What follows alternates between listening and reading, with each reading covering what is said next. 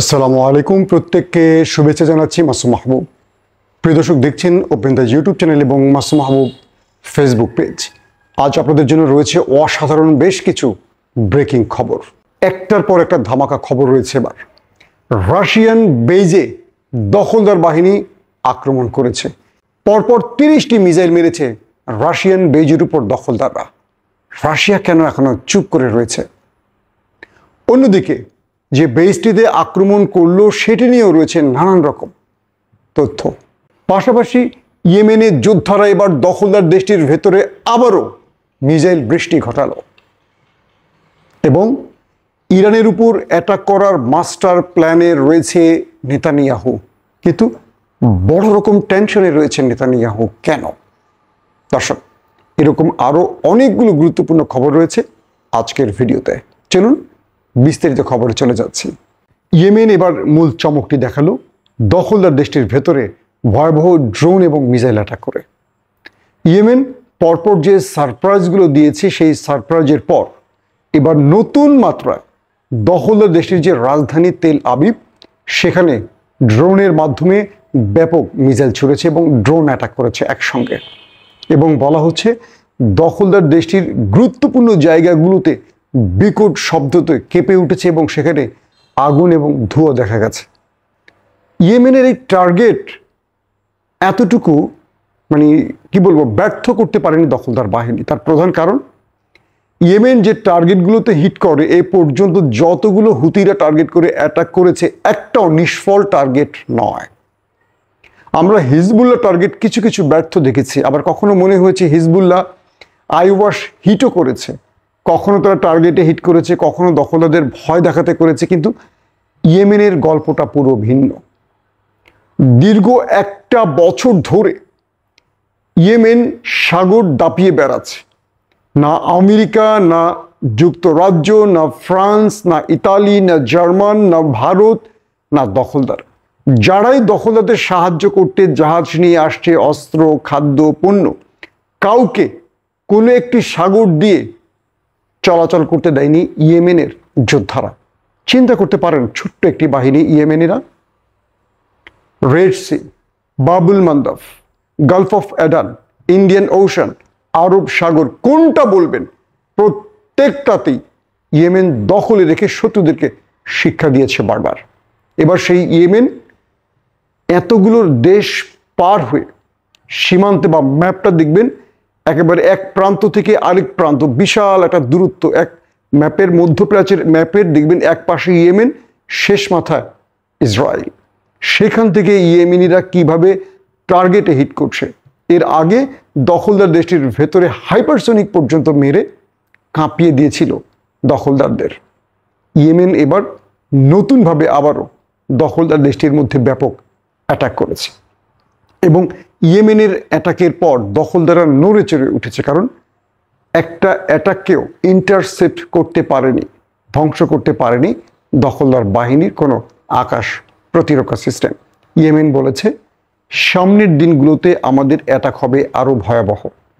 দিন যত গড়াবে আমাদের আক্রমণের ধার তত বাড়বে। ইয়েমেন কিন্তু ফাঁকা বলি দেয় না। যতগুলো যোদ্ধা বাহিনী দেখেছি আমি, ইরানের প্রক্সি বাহিনী বলি বা ইরানের সমর্থিত বাহিনী যেটাই বলি, প্রত্যেকটি ক্ষেত্রে দেখেছি ইয়েমেন যে আঘাতগুলো করেছে বা হুতিরা যে আঘাতগুলো করেছে পারফেক্ট আঘাত করেছে। তারা কোনো ফেক বা সাজানো অ্যাটাক করে না। দর্শক, এই ইয়েমেনের উপর দীর্ঘ কয়েক বছর ধরে সৌদি আরব তার কোয়ালিশন নিয়ে, তার জোট নিয়ে অ্যাটাক করেছে। আজকে ইয়েমেনিরা 3 বেলা খেতে পারে না। তাদের অভাব অনটন, দারিদ্র সীমার নিচে তারা পড়ে আছে। চিন্তা করেন, যে ইয়েমেন আজকে মুসলমানদের জন্য সবচেয়ে বেশি লড়ছে, সেই ইয়েমেনকে একটা সময় আরেক মুসলিম মোড়ল সৌদি আরব নিঃশেষ করে দিতে চেয়েছে। যদিও এখানে অনেক রকম প্ল্যাটফর্ম আছে বা অনেক রকম ভূ রাজনীতির হিসেব নিকেশ আছে। কারণ ইয়েমেনিরা শিয়া, তারা ইরান নিয়ন্ত্রিত। এখানে মূল দ্বন্দ্বটা ইরান এবং সৌদিকে নিয়েই। দর্শক, দ্বিতীয় যে খবরটি সেটি হলো লেবাননের হিজবুল্লাহ। আমরা গতকালকে আপনাদের বলেছিলাম যে লেবাননে প্রবেশ করে আক্রমণের চেষ্টা করেছিল দখলদার। তারা দাবি করেছিল তারা লেবাননের ভূখণ্ডে ঢুকে পড়েছে, কিন্তু বাস্তবিক অর্থে দুটো ফ্রন্ট দিয়ে দখলদার বাহিনী ঢোকার চেষ্টা করেছিল লেবাননের স্থল অভিযানের জন্য, এবং এই দুটো জায়গাতেই হিজবুল্লাহ তাদের চারদিক থেকে অ্যাটাক করেছে। অ্যাটাকের একটা ধরন বলে দিচ্ছি। দুটো পয়েন্ট থেকে ওরা ঢোকার চেষ্টা করেছে বিশাল একটা বহর নিয়ে, আইডিএফ। তখন উপর থেকে ড্রোনের মাধ্যমে, দুই পাশ থেকে তাদের সেনারা সামনের থেকে একযোগে অ্যাটাক করেছে। তো এই অ্যাটাকের মুখে পড়ে তারা নাস্তানুবোধ হয়ে গেছে। আপনারা দেখেছেন যে পরবর্তী স্ট্রেচারে করে তাদের নিহত হতাহতদের নিয়ে যাচ্ছে বাকি সেনারা, এবং 3 থেকে 4টি হেলিকপ্টারে করে এই হতাহতদের দেহ তার দেশে ফেরত নেওয়া হয়েছে, যাদের সংখ্যা 35 থেকে 40 বলা হচ্ছে। অর্থাৎ একটা ভালো মার দিয়েছিল হিজবুল্লাহ দখলদার বাহিনীকে। এরপর তারা আর স্থল অভিযানের জন্য লেবাননের ভেতরে ঢুকতে পারেনি, এক মারে তারা আবার পিছু হটেছে। আজকের দৃশ্য কি দেখেন? আজকের দৃশ্য হলো লেবানিজরা কি করলো, তারা তো মাটির নিচে সুড়ঙ্গ বানিয়ে আছে, উপরেও তারা বিভিন্ন ফ্রন্টে ভাগ আছে। দখলদাররা আজকে ঢোকার একটা চেষ্টা করেছে। এরপর কয়েকটি ফ্রন্ট দিয়ে হিজবুল্লাহরা তাদের উপর চড়াও হয়েছে। শুধু তাদেরকে মারেনি, তাদের বহু ব্যক্তিকে তারা ধরে নিয়ে গেছে, এবং দিন শেষে হিসেব করে দখলদাররা দেখছে যে তাদের অনেক সেনা এখনো নিখোঁজ রয়েছে। তার মানেটা হলো যে দখলদার বাহিনী যখন আবারও ঢুকতে গেছে, তাদেরকে মনের মতো মার দিয়ে শুইয়ে দিয়ে একটা বড় গ্রুপকে ধরে নিয়ে গেছে। লেবাননের হাতে এখন অনেক দখলদার সেনা গুম হয়ে গেছে, হারিয়ে গেছে বা কিডন্যাপ হয়ে গেছে বলতে পারে।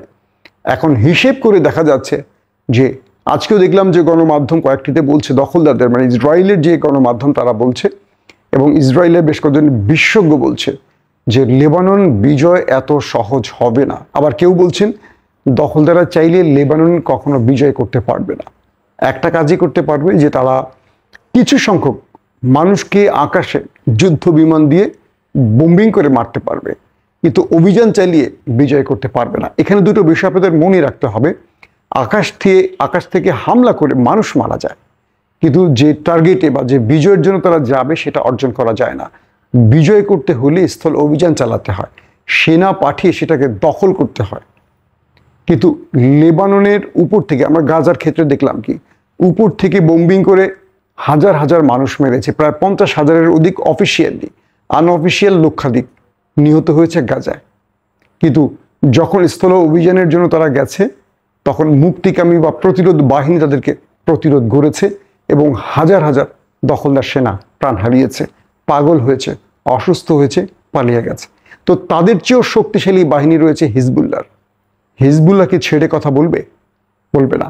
ইতিমধ্যে আজকেও দেখলাম হিজবুল্লাহ ব্যাপক অ্যাটাক করেছে দখলদার দেশটির ভেতরে, এবং পুরো লেবানন সীমান্ত, দখলদারদের সাথে যে লেবাননের সীমান্ত, সেটাকে পাহারা দিয়ে রেখেছে, এবং দখলদারদের সেখানে কোনোভাবে ঢুকতে দিচ্ছে না। ঢোকার সঙ্গে সঙ্গেই অ্যাটাক চলছে। আসছি 3 নম্বর গুরুত্বপূর্ণ খবরটিতে। হঠাৎ করে সিরিয়াতে রাশিয়ান যে বেজ রয়েছে, সেই বেজকে টার্গেট করে দখলদাররা আকাশ থেকে হিট করেছে, যুদ্ধ বিমানের মাধ্যমে বোম্বিং করেছে এবং মিসাইল মেরেছে বলা হচ্ছে। সূত্রগুলো বলছে 30-এর অধিক দখলদার মিসাইল মেরেছে রাশিয়ান বেজকে টার্গেট করে। চিন্তা করেন, রাশিয়াকে টার্গেট করে পৃথিবীর দ্বিতীয় সর্বোচ্চ যে শক্তিশালী সামরিক বাহিনীর দেশ রাশিয়ার উপরে এবার আক্রমণ করল কে? ইসরায়েল। প্রথমে বলা হচ্ছে এই আক্রমণ ইরান না ইসরায়েলের। একটি পক্ষ বলছিল যে ইরান নিজে করে রাশিয়াকে যুদ্ধে টেনে আনতে চাইছে। পরবর্তী দেখলাম যে না, এটা ভুল একটা তথ্য। আসলে বিষয়টা এরকম না। বিষয়টা হলো যে ইসরায়েল রাশিয়ার বেজে টার্গেট করে আক্রমণ করেছে। আমি কিছু মধ্যপ্রাচ্যের গণমাধ্যম ফলো করে যে তথ্যটা পেলাম, এখানে ঘটনাটা এরকম হতে পারে যে বৈরুতে প্রবেশ করতে পারছে না ইরান, কারণ বৈরুত বিমানবন্দর কন্ট্রোলে বা হ্যাক করে দখলে নিয়ে গেছে, সিস্টেমকে দখলে নিয়ে গেছে দখলদার বাহিনী ইসরায়েল। তো যে কারণে ইরান তার অস্ত্র যে পাঠাবে, এই অস্ত্র পাঠানোর ক্ষেত্রটি বন্ধ হয়ে গেছে। তাই ইরান সিরিয়াতে রাশিয়ান বেজ ব্যবহার করে সেখানে তাদের অস্ত্রের যেই জাহাজ বা বিমান সেটি পাঠিয়েছে, সেটাকে টার্গেট করে এই আক্রমণ করা হয়েছে। মূলত ইরান সেই বেজটি ব্যবহার করেছে 1 ঘন্টা আগে, পরবর্তী সেই বেজকে টার্গেট করে দখলদার আক্রমণ করেছে, এমনটি তথ্য পাওয়া গেছে। এবং বলা হচ্ছে যে এই আক্রমণে রাশিয়ার অনেক সেনা হতাহত হতে পারে এবং বহু জায়গায় বেশ কয়েকটা গুরুত্বপূর্ণ ডিপোতে আগুন ধরে গেছে সেই বেজের। এখন দেখার বিষয় রাশিয়া এর কি উত্তর দেয়। এখন পর্যন্ত রাশিয়ার কোনো স্টেটমেন্ট আসে নাই। এখন বিষয় হলো যে ইসরায়েলের মতো দেশ রাশিয়ার বেজকে টার্গেট করে আরেকটা যুদ্ধ বা রাশিয়াকে যুদ্ধে টেনে আনতে চাইছে। যদি এই যুদ্ধে রাশিয়া জড়িয়ে যায়, পৃথিবী দুটো ভাগে চলে যাবে। এক, চীন, রাশিয়া, মধ্যপ্রাচ্যের আরব রাষ্ট্রগুলো এক পক্ষে চলে যাবে এবং আমেরিকা, ইউরোপ বা ওয়েস্টার্ন তারা একদিকে চলে যাবে, অর্থাৎ দখলদারদের নিয়ে। মধ্যপ্রাচ্যে এই যুদ্ধে তখনই জড়াবে যখন রাশিয়া বা আমেরিকা চাইবে। এক কথায় আমেরিকার বলয় থেকে সৌদি আরব বা আরব রাষ্ট্রগুলো ক্রমান্বয়ে সরে আসছে জো বাইডেনের নীতির কারণে। এই জায়গাটা চীন এবং রাশিয়া মধ্যপ্রাচ্যকে মোটামুটি তাদের পকেটে নিয়ে গেছে। তো এই ক্ষেত্রে যদি ইসরায়েলের আক্রমণ বা তাদের রাশিয়ান বেজে আক্রমণের প্রতিশোধ দিতে চায় রাশিয়া, সেক্ষেত্রে মধ্যপ্রাচ্য রাশিয়ার পাশে দাঁড়াবে এবং এটি হবে ইরানের জন্য সবচেয়ে ভালো একটি খবর। কারণ এই যুদ্ধে রাশিয়া এগিয়ে আসা মানে হলো দখলদারদেরকে একটা উত্তম ধোলাই দেওয়ার সুযোগ। কারণ রাশিয়া এই যুদ্ধে জড়িয়ে যাওয়া মানে আমেরিকা জড়িয়ে যাওয়া। আমরা বলতে পারি আরেকটা বিশ্বযুদ্ধ দেখবে পৃথিবী। এখন শেষ পর্যন্ত কোথায় গিয়ে ব্রেক দিবে দখলদার, সেটি বলার সময় আসছে। এবং আরেকটি বিষয় হলো দখলদার তার আইডিএফ বা তার বিমান বাহিনীকে ডেকে বলে দিয়েছে নেতানিয়াহু ইরানের ভেতরে একটা ভয়াবহ আক্রমণের জন্য। তাদের 3টি টার্গেট দেওয়া হয়েছে: ইরানের পারমাণবিক প্রকল্প, আয়াতুল্লাহ আল খামিনি এবং সেনাবাহিনীর মূল সদর দপ্তর। এখন অথবা ইরানের যে তেল রপ্তানি বা তেল যেখান থেকে উৎপাদন করে রপ্তানি করা হয় সেই স্থানগুলোকে টার্গেট করেছে দখলদাররা। ইরান সে জায়গাগুলোতে আকাশ প্রতিরক্ষা সিস্টেম দিয়ে নিয়ন্ত্রণে রেখেছে এখন পর্যন্ত জানা যাচ্ছে। তো এই খবরটি ইরান জেনে সঙ্গে সঙ্গে ইরানের পররাষ্ট্রমন্ত্রী তিনি কঠিন একটা হুমকি দিয়েছে। এখানে একটা জিনিস মাথায় রাখতে হবে, ইরানের প্রেসিডেন্ট এই মুহূর্তে কাতার সফরে আছেন এবং সৌদি আরবের যিনি পররাষ্ট্রমন্ত্রী তিনি দ্রুত কাতার সফরে গেছেন। মধ্যপ্রাচ্যে একটা বড় গুটু হচ্ছে, গুটু বোঝেন তো, একটা কিছু ঘটতে যাচ্ছে।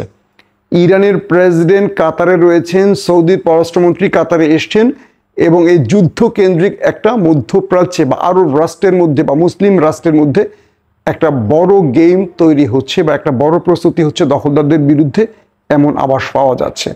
দেখি শেষ পর্যন্ত এখান থেকে কি ফলাফল আসে। প্রত্যেকে ভালো থাকবেন। আল্লাহ হাফেজ।